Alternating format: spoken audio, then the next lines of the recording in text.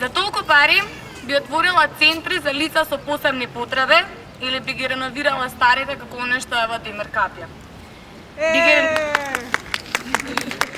За толку пари би ги реновирала центрите за ментално здравје и психијатриските болници.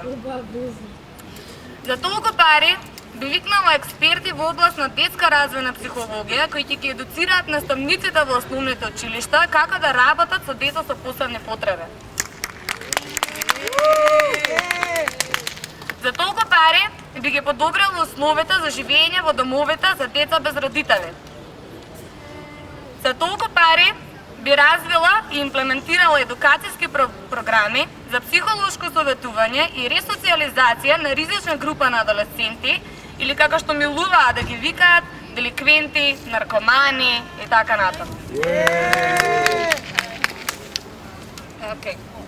За толку пари би овозможила превод на стручна литература од областа на психологијата, бидејќи крајно време е да престана студентите да учат од скрипни на српско-хрватски од 74 година. За толку пари би им помогнала на сите оние доктори на науки кои сакаат да изведат своји дела, а не можат поради недостаток на финансиски средства. За толку пари би отворила фонд за научно-истражувачка работа.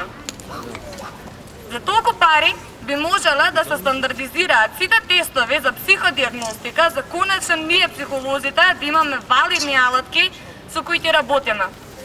И последната, се надевам дека нема да ме затвора за ова, но за толку пари би имплементирала програми за родителство, бидејќи лошо родителство потикнува проекција на лични фрустрации и идеи на грандиозност.